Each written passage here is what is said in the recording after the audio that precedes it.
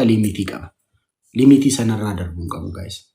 Normii itti guddanne, normii society'n keenyatti jiraatu aadaaf safuu eeguu qabna shi guys.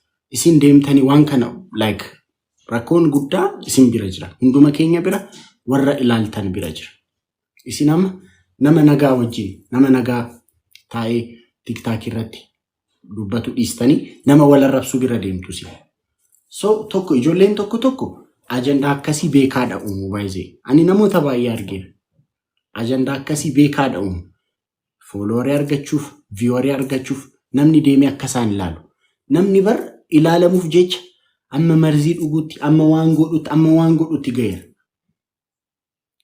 Namni darajaa kana hunda kan deemu isin nama positive dubbatu yookaan nama positive hojjetu otoo hin ta'in nama negative godhu, nama arrabsu bira deemtanii teessusi. Amma fakkeenyaaf namni asii waan gaarii haasa'a taanaan isin nama waan hamaa haasa'u bira deemtu. Namni sun akkas taanaan waan hamaa haasa'u namni na bira dhufa jedhee taanaan. So dhugaan aadaan safuun maaliif badaa dhufe isin nama isa cabseedha deemtanii ilaaltu. Baay'ee kan na dhibu namni tokko taa'ee nama arrabsa baqa jecha badaa dubbatee nama arrabsa deemtanii kolfitu. Maaliif akka kolfitan ani hin beeku. Namni tokko yeroo arrabsamu maaf kolfitu. I mean maalidha maaf nama kolfisiisa. Dhugaa Rabbi kana sirreessuu qabdu. Badhaam baay'ee nama gaddisiisa. I mean otoo akkas taanaan immoo nuti akkasi taanaan otoo Oromoo maqaa dha'uu baanne. Like Oromoodhaa guddannee Oromoodha ennaa aadaaf safuu Oromoon keessa jiraatu aadaaf safuu uummata keenya keessatti guddanne asirratti dhufne nuti Oromoodha jenneetu amma fakkeenyaaf sabni biraa nu ilaalaasi. Miti Amaara ta'uu danda'a, Tigree ta'uu danda'a, sabaaf sablammoonni nu ilaalu miti. Oromoorraa baanee jenneetu as baanee waan hamaa dubbanna taanaan like mentalitiin isaaf society keenyaaf qaban yaanni isaan society keenyaaf qaban gad buusaa jira jechuudha. So baala goomuu barbaadda taanaan talkas akkasuu barbaadda taanaan saba kana maqaan dhayin. Bakka maqaan dhayin saba kana. Dhugaa Rabbi ammaan like sarkiliin keenya maal ta'aa jira? Sarkiliin keenya bakkatti TikTokiin bakkatti Oromoon irratti wal arrabsuu ta'uuf jira bar. I mean maaf normaal goona. Amma fakkeenyaaf namni taayetu nama arrabsa taana nama sana record goone maaf post goona, maaf promote goona. Like sammuun keenya akkamitti dha hojjechaa jira. Dhugaa Rabbi na dhiba. Yeroo namni taa'ee nama arrabsu nama sana dhiisii sirriirra hin jirtu naam jechuu mannaa like record gootanii post gootu. Promote gochaa jirtu jechuudha. Aadaa wal arrabsuu, aadaa wal tuffachuu, aadaa waan hamaa walirratti dubbachuudha. Promote gochaa jirtu jechuudha. Kun dhugaa Rabbi baay'ee like you guys have to baay'ee qaana'uu qabdu. Qaana'uu qabna dhugaa Rabbi. Namni afaan Oromoodhaan bahee arrabsuu akkasii. Ani afaan Oromoodhaan arrabsuu akkasii hin beekuun ture dhugaa Rabbi. Ani danda'een dhaggeef ani dubbachuuf miti. Jechoota sana ani dubbachuuf miti. Jechoota sana dhaga'uuf dhugaa Rabbi nanna. I mean dhugaa Rabbi ani argeen beeku. Namuma afaan Oromoodhaan bahee jireenya koo keessatti bakka itti dhaladhee guddadheetti namuma afaan Oromoodhaan akkas bahee jechoota akkasii fayyadamaa nama arrabsu argeen beeku. Waan asirratti argaa jiru yeroo baay'ee nan asisa dhugaa Rabbi. Na isin ayinoo nan dhageessan callumee dheen dubbadha. Garuu isin at least maatii waan taaneef maatii kootti himuun qaba. Isin nama arrabsu bira teessanii hin ilaalina. Nama arrabsu baay'ee ilaa guys. Amma fakkeenyaaf namni tokko yeroo baay'ee nama arrabsu otoo isin blog gootanii isin personally amma fakkeenyaaf bubbeen fuuldura jira miti.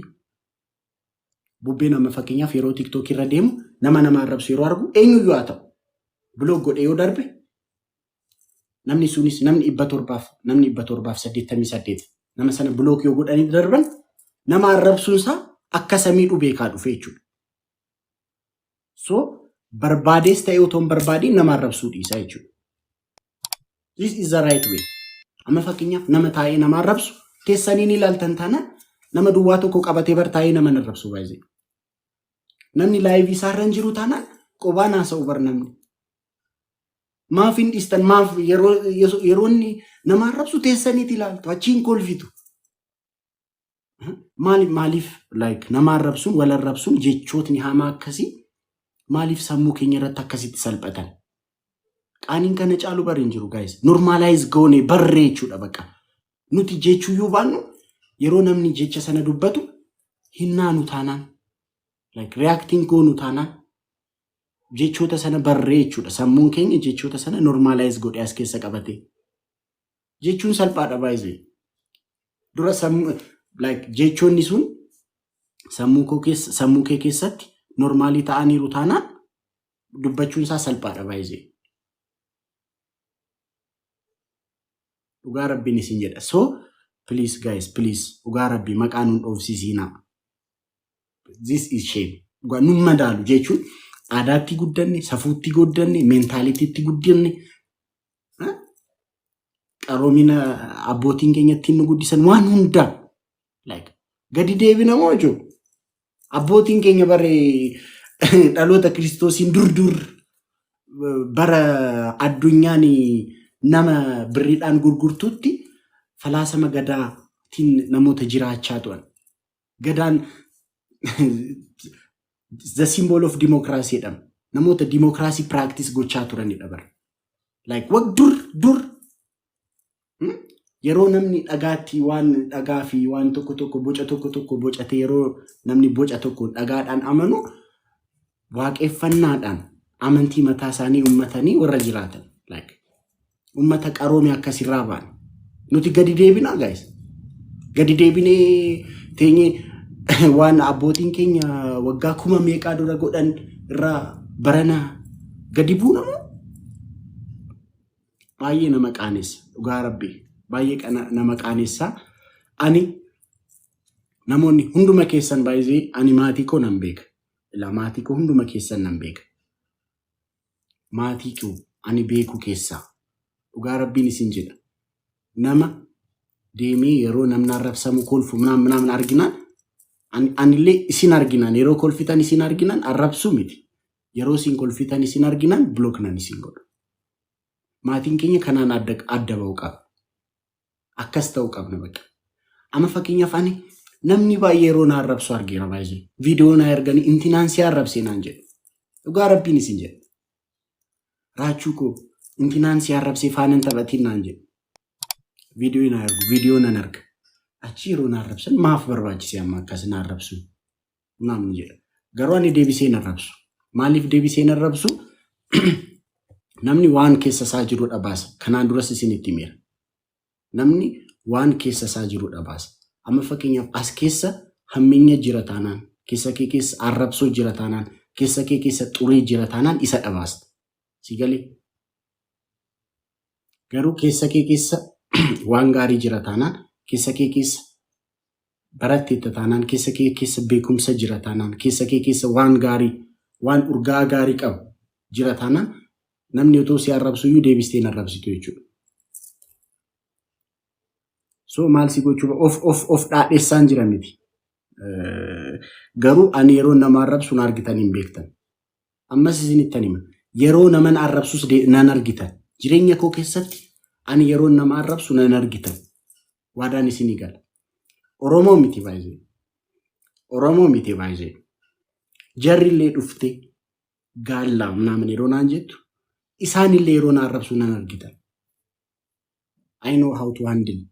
Like ani saba qaroomee tokko keessaan bahe jedheen amana. So I know the right way. Saba nama arrabsu keessaan baaneen. Ani bakkan dhaladhee guddadheetti bakkan ani Oromoos itti bareetti Oromoon nama arrabsa waan jedhamu dhaga'een beeku. So ani nama arrabsuu hin danda'u. Kanaafan tiriidantii Oromoo ta'e. Oduun isinitti habazza'e. Dhiifa manaa godha. Garuu amma